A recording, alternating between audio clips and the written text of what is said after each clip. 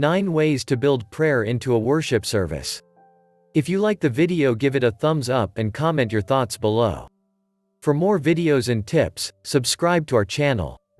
No matter what your dog's problem behavior is, be it jumping, peeing inappropriately, aggression, pulling on the leash, or whatever, there is one solution that can help. Click on the link in the description box below.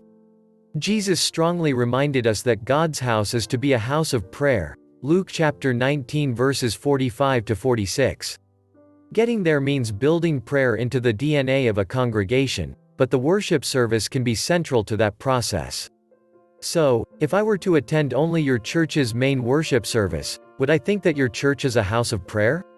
If not, here are some options to build prayer into that service. Enlist prayer warriors who pray during the entire service, and be certain the church knows they're praying. Their intercession will only strengthen those who lead the service, and their prayers will encourage the congregation to hear and respond to God's word. Begin the service with an intentional time of guided prayer to focus on God. Allow music to draw the people together, then guide them through a time of praising God for who He is. Consider concentrating on a different attribute of God each week. Build a time of cleansing and confession into the service. Teach folks about the need for confession as part of worship, and call them to an honest, personal response. Invite them, beginning with your church's leaders, to kneel together at the altar as they pray. Read a biblical prayer during the service.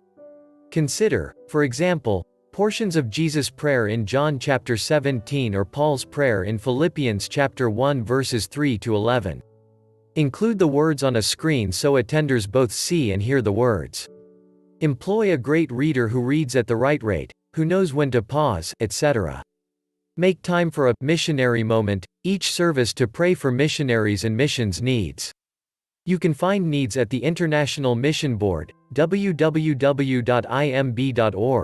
and the Joshua Project, http://www.joshuaproject.net.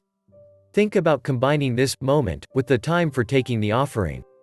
Begin a weekly focus on the family prayer time. That is, focus on one family in the church each week, and pray for them. Intercede for them during the service, and invite others to greet them personally after the service. Regularly pray for sister congregations and ministries in your area.